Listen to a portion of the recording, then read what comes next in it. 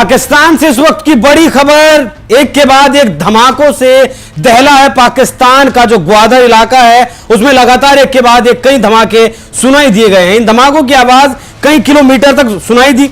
स्थानीय लोगों ने एम्बुलेंस में कई शव ले जाते हुए देखे हैं और यह बात उन्होंने कही है।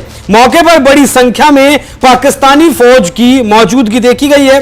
पाकिस्तान के अंदर लगातार विद्रोह जारी है। उसी का नतीजा है कि लगातार जिस तरीके से पाकिस्तान के बलूचिस्तान इलाके में ये धमाके जिस तरीके से हो रहे हैं, वो दिखा रहे हैं कि किस तरीके से अंतर कला से पाकिस्तान इस पर जूझ रहा है। इसी खबर पर ज्यादा विस्तार से चर्चा करेंगे, क्यों आखिर लगातार पाकिस्तान में धमाके हो रहे हैं। क्योंकि पिछले एक महीने का रिकॉर्ड अगर आपको बताऊं, जो रिपोर्ट्स बताती हैं वो ये बताती हैं कि पिछले एक महीने में 177 पाकिस्तानी सैनिकों की हत्या अब तक कर दी गई है। मेरे साथ मौजूद हैं हमारे वरिष्ठ सहयोगी पंकज प्रसून सर, बहुत बहुत स्वागत आपका। मतलब अब तो शायद अंत हो गया सर। नहीं, मैं पहले पूरी बात बता देता हूं कि है क्या मामला क्या है। बलूचिस्तान में स्थित है ग्वादर पोर्ट के नाम से सब जानते हैं। ग्वादर इलाका है। उसी ग्वादर इलाके में जिजवानी एक कस्बा है। जिजवानी में सायाबाद एक जगह है, वहां पे ये धमाका हुआ है। पोर्ट से समझिए कि कम से कम 12 से 20 किलोमीटर दूर है ये धमाका जहां पे हुआ है।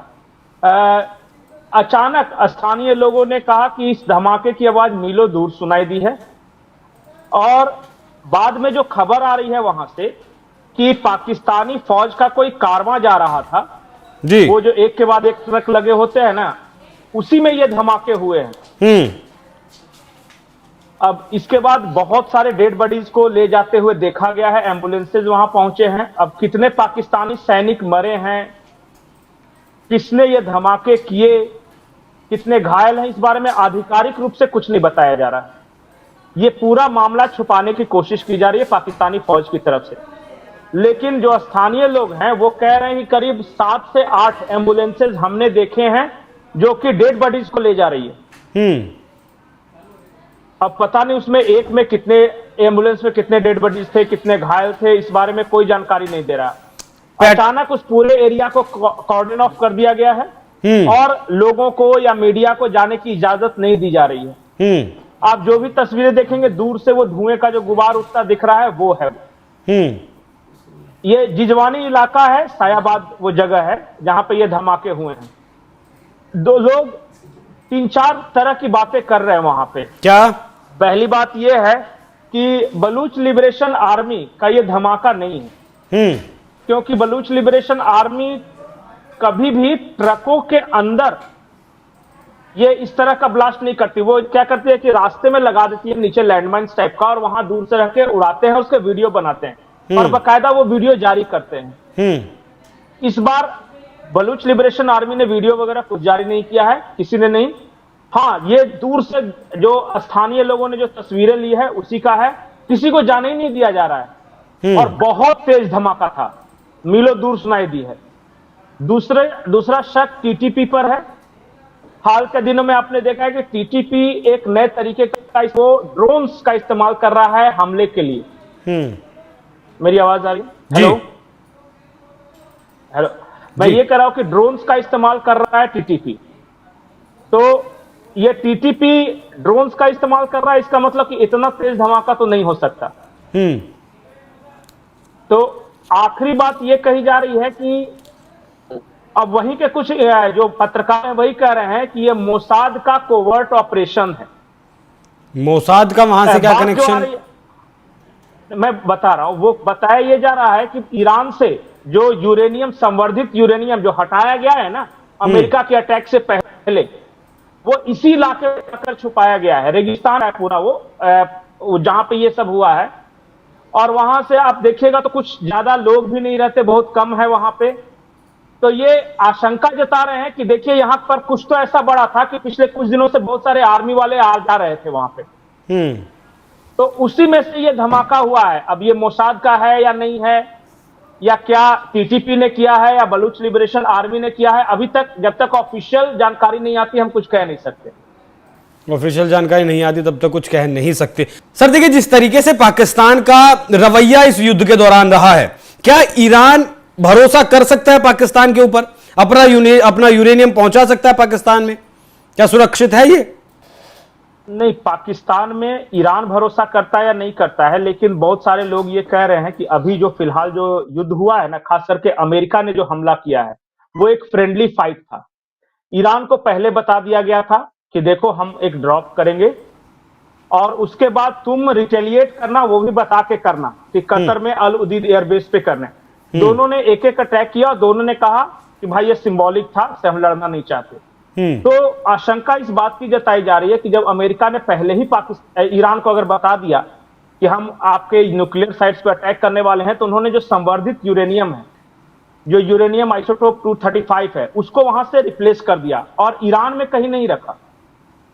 वो बताया जा रहा है, तो बताइए कहां पे रखेंगे अगर ईरान में कहीं नहीं छुपा कर रखें, क्योंकि वहां मोसाद के एजेंट्स वगैरह ढूंढ रहे थे। तो कहा यह जा रहा था कि वो सिस्तान प्रांत है जो ईरान का और पाकिस्तान का जो ये है ग्वादर वाला पूरा जो इलाका है, इसी बीच में कहीं पे वो छुपाया गया था।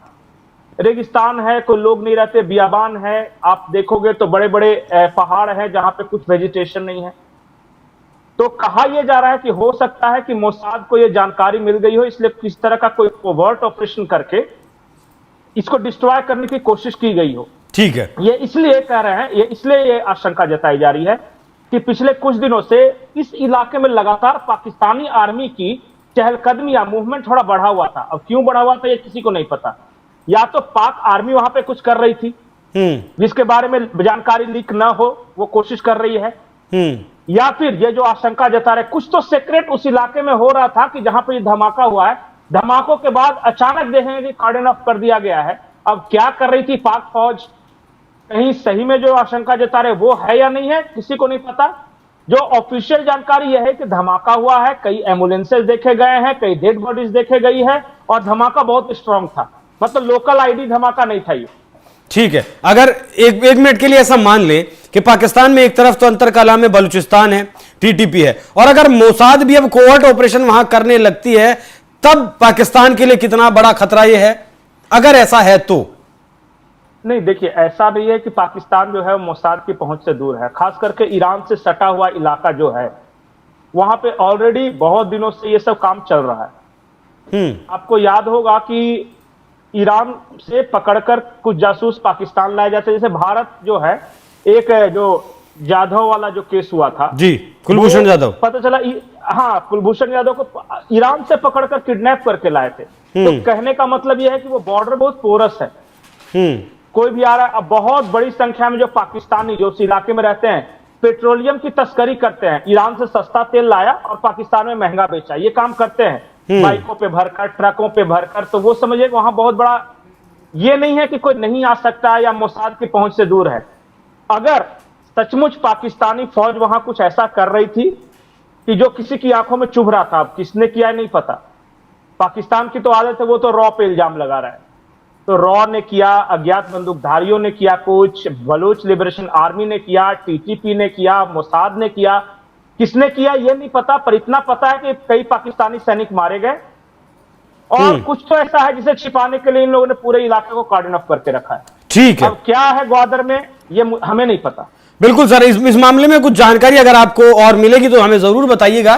बाकी पाकिस्तान में जिस तरीके से अब हालात पनप रहे हैं, वो टीटीपी हो, बलूचिस्तान हो, और अब जिस तरीके से ये धमाका हुआ है और कहा यह जा रहा है कि बीएलए का जो पैटर्न है उस पैटर्न में ये हमला नहीं किया गया, इस हमले का पैटर्न दूसरा था। टीटीपी का पैटर्न भी हमला करने का अलग है।